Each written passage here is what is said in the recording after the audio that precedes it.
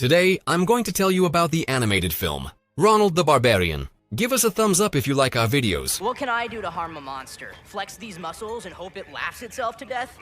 In ancient times, people were attempted to be enslaved. The first to try this was the demon Zaal, a terrifying spawn of darkness.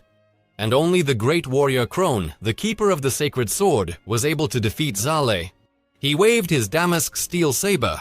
He stuck it between the eyes of demon Zaal, and he died for good, but the crown also got him right in the heart. The horn struck him, the wound died. It lasted for 7 days and 7 nights.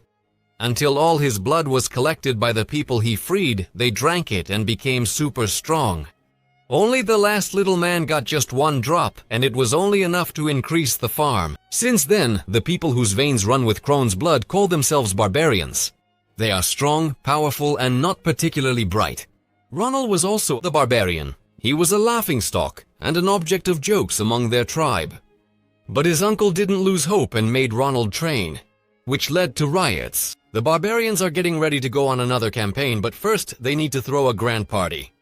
And just before the drinking party, an unknown enemy arrived at the camp of the barbarians and one barbarian.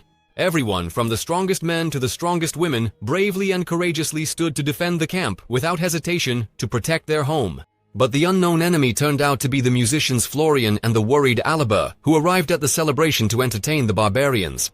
During the party, one of the barbarians demonstrates a sprinkle of complete invisibility and shows off all its charms. Ronald is being hit by an invisible hand. The kid is getting bored, so he goes to replace his uncle at the watchpost. At that moment, Lord Valkazar's men were preparing to attack the camp. The loyal servant of the Lord and general of his army made sure that all the sons of Kron had gathered together, and then he galloped off to report to his master, whipping himself with a whip on his bare backside. Valkazar ordered the siege of the camp to be prepared. Ronald noticed the approaching forces, and he even tried to blow into the mighty barbarian rock, but his lung capacity just wasn't enough to blow out the candle on the birthday cake. That's why Valkazar's army attacked the camp unexpectedly. The sons of Kron were quickly tied up, with only Ronald's uncle putting up a fight.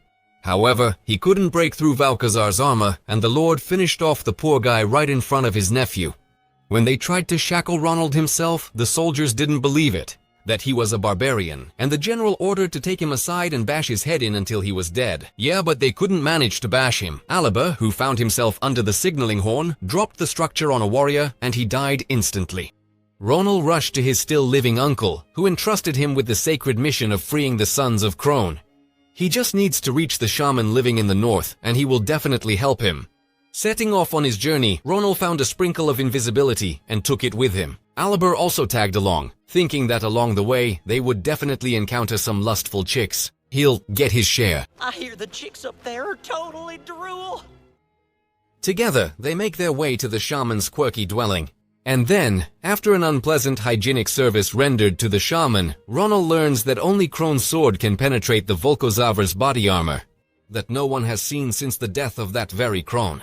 The shaman convinces Ronal that he must find the sword and defeat the Lord of Darkness, and the guy, along with Alaba, sets off on the campaign.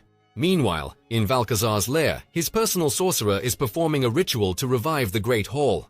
He needs the blood of all of Kron's sons to come back to life, but it just so happened that they didn't collect all the blood. Somewhere out there, the free barbarian is wandering. Valkazar sends his men to search for him. If only Ronal knew where to go for the sword, it would be easier to find.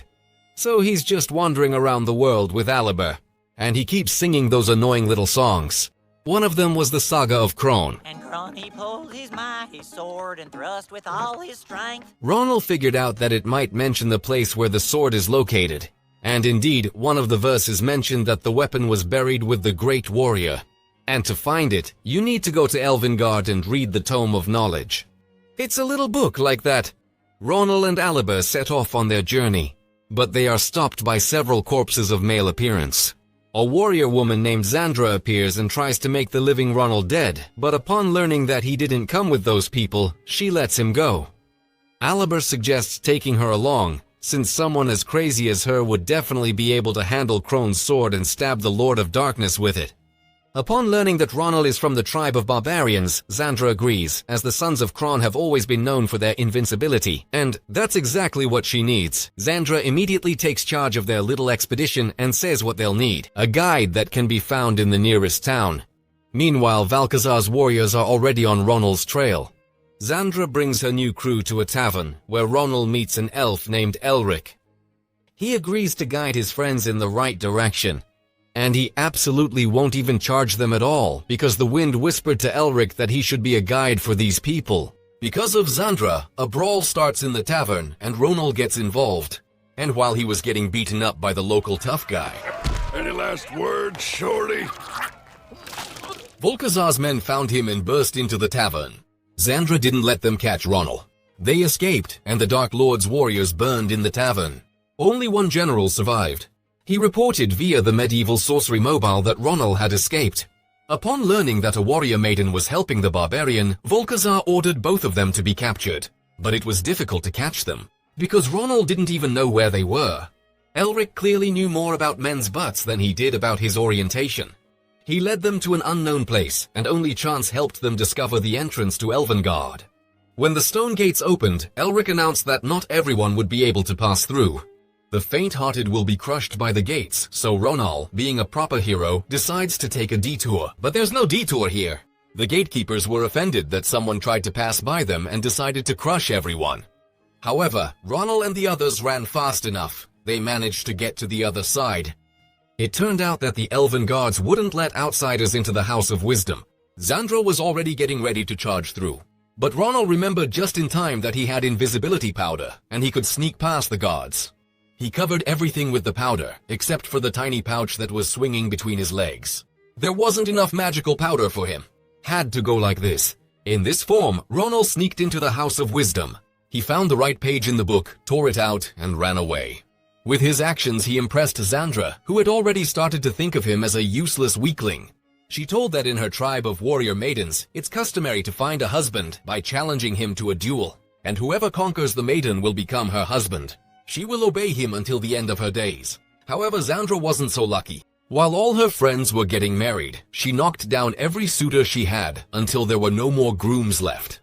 Then the elders sent her to Metalonia, where the greatest warriors live. But even here, she hasn't found a worthy opponent who could defeat her.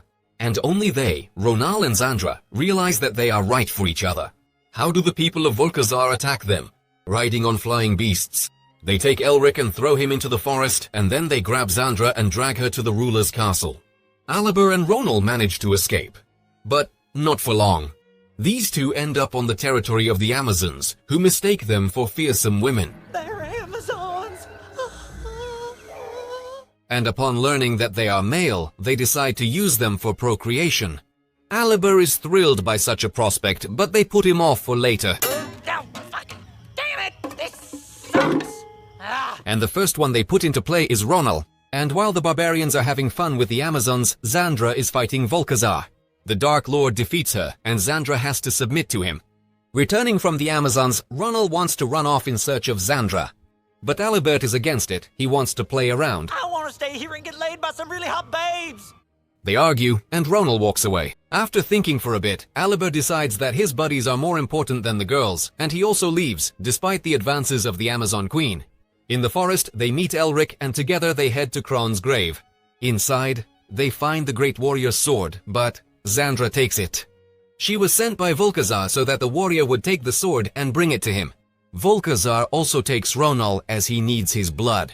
Having obtained the missing red blood cells, white blood cells, and platelets, the sorcerer of the Dark Lord is preparing to awaken Zaal. The barbarians are tied up and chained to stone pillars. However, at the same time, Alibur and Elric infiltrate the enemy camp. The musician steals Kron's sword and brings it to Ronal, but he doesn't know how to handle such a weapon. And instead of killing the general, Volkazar frees the barbarians. The battle begins, during which Ronal convinces Zandra that she shouldn't obey the orders of her newly minted husband. While they are talking, Volkazar gains power, awakens Zaal, and transforms into a huge demonic monster. He can only be killed by stabbing him in the head with Kron's sword. And Ronal manages to do it, but before that, Volkazar grabs Zandra and nearly crushes her. At the last moment, Ronal manages to pierce his weak spot. After the glorious victory over the enemy, Ronal and Zandra start dating. Aliber also doesn't come out empty-handed. He now has a lot of admirers, because Aliber got himself a cool guitar. Among the barbarians, Ronal is now considered a hero. Yeah, but that doesn't change the essence. He's still drinking like a girl.